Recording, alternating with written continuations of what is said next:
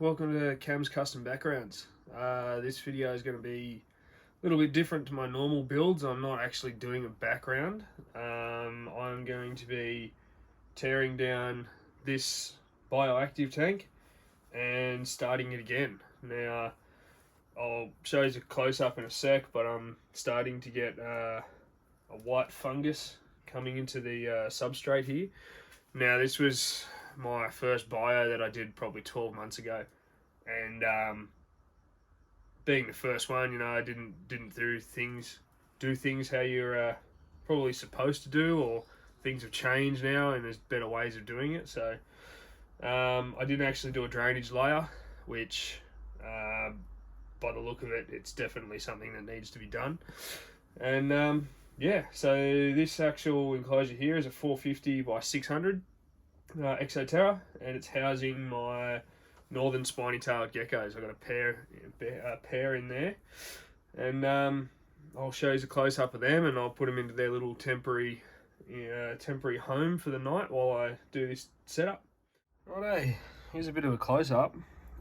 This is a background that I done like probably 12 months ago, one of my original ones, and it's actually waterproofing, or a pond sealer over an expanding foam background, and just painted over the top. Now, as you can see, it's very glossy, which was one of the prototype backgrounds that I'd done, so it's all a learning curve. But here you have this little one here. That's my female northern spiny tail. And the male, and this here is my little male. He's usually quite shy, but I've caught him a bit off guard. Because the lights were actually off, and then I decided to pull him outside and put bright lights on him. So he's out and about, probably trying to look for some crickets. But yeah, that's what we're gonna start tearing down. I'll put them into a little tub and put a little heat lamp over them because it is quite cold in my garage, but that's it. So here I have an array of different plants that I'm gonna see how they all go now. I've got a ficus here. It's one of the lime green leaf varieties. You can get them in a dark green. I have a little lady fern, which it was in the clearance rack. It's seen a bit of a hard life, so I'm not sure if I'm going to end up using that one or not. Bird's nest fern, again, not sure if I'm going to use it in here because these guys are a bit more arid sort of bushland rather than these sort of luscious areas, but we'll see. Rabbit's foot fern, I'm going to give this a crack. It's a bit of a grass plant, not sure how it'll go, but it does say part shade, so it might do all right. Got a parlor palm back there, and yeah, that's your plants. As for soil mix, this is what I'll be using. My mate Luke from Beachy Scaly Beasts, this is what he uses in most of his bio tanks. If you haven't seen his channel, I'll put a little pop-up thing there, and I'll put his link in the description. But yeah, check out his bio build. His stuff's pretty awesome. So that's what you're going to need there. Oh, a few more goodies. Yuki mulch. These here are my drainage pebbles, which they're just a non-coloured, got no coating or anything on them. They're just a clay pebble. Specifically designed for drainage of hydroponics, things like that. I'm using shade cloth as my sort of filtering layer, I suppose, between the soil and the drainage. Bag full of yuki leaves, bucket here full of dry liquid amber leaves, and there's a little tub that I'm going to be putting the geckos in while I do it. These are my slaters. There is quite a few in here. Now these have all come out of this particular tank. A few days ago I tried to get as many out as I could out of that tank, so that I could repurpose them in the new one. Now these ones here, these are all springtails. Now there is quite a few.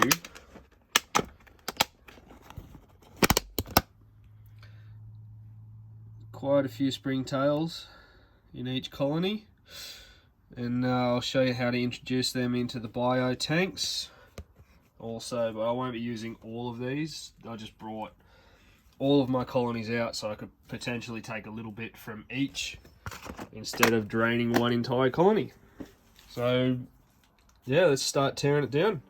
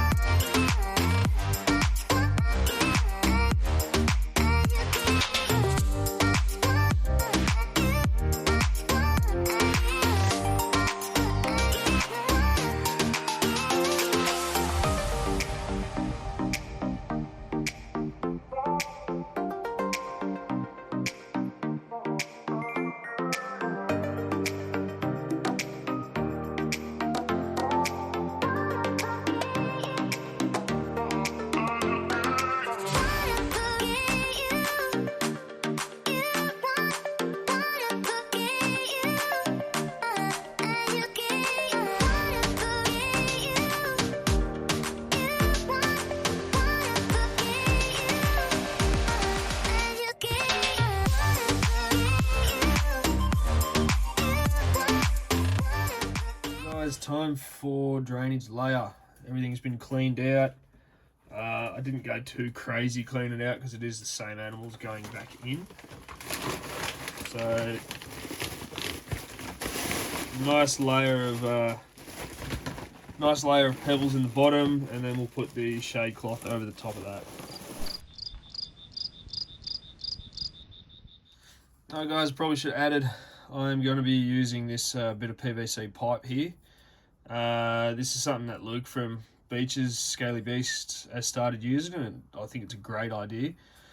This here is pretty much going to be the depth of your soil, and I'm just going to go and silicone that down in place, and we'll put a rock over the top of it or something to hide it, but that there is going to be so you can drain any excess water out if for some reason you're getting excessive water, which in this tank I'm not going to be hosing or wetting it down a lot because northern spiny-tails aren't a rainforest species, so they're not going to be completely wet all the time. But this is just so I can test it out, show you guys, and yeah, see if it works.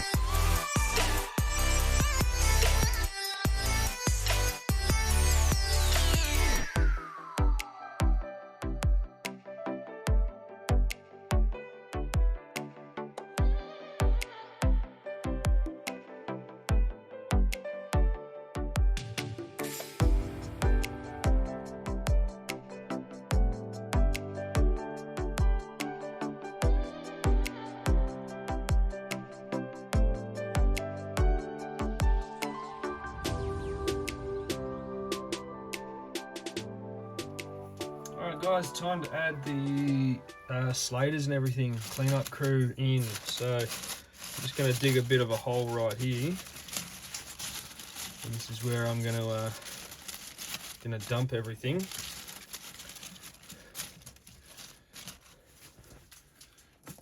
Now, because these are my personal slaters, I know where they came from. So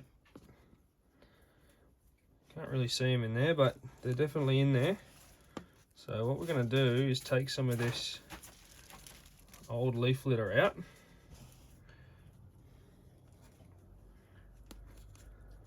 And there you can see them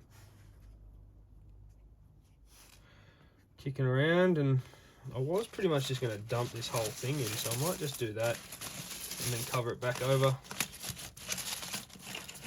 There's a bit of a hole so that the old substrate goes in. Probably should have done this before I did all the leaf litter, would have been easier. But I'm just going to dump that whole tub into there. Make sure there's none left.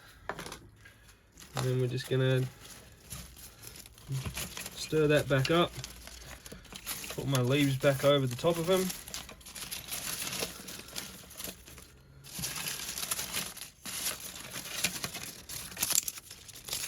And that's my cleanup, well, part of the cleanup crew in.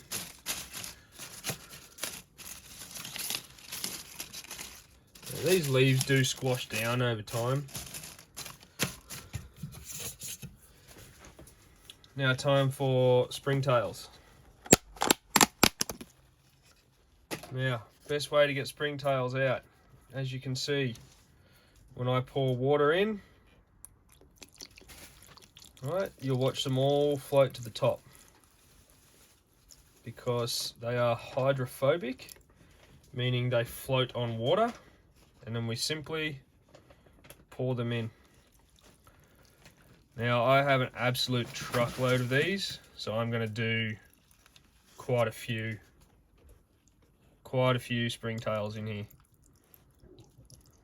Do it as many times as we need to get as many as we can out of it.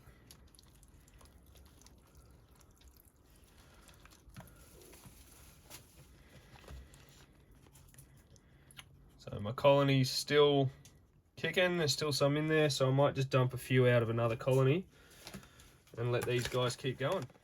Guys, there we have it. All leaf litters in. This is a mix of a couple of different gum leaves and stuff that I've got. And I've also got these liquid amber ones in here, which is also where these bigger branches came from. So it sort of blends in a bit better.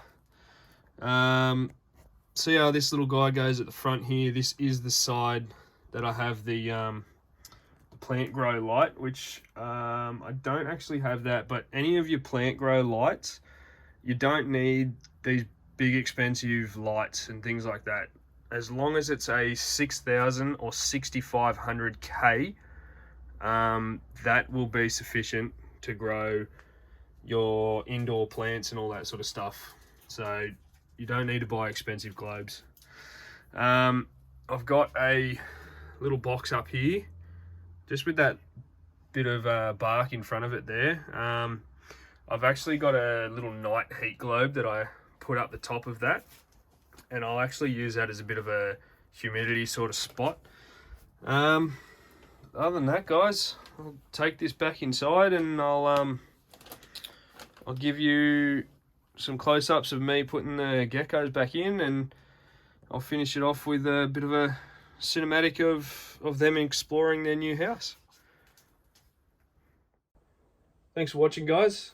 A little short video. Hopefully you guys learnt something, how to do your bio tanks and that. Again, follow me on Facebook, hit that subscribe button, and I'll catch you on the next one.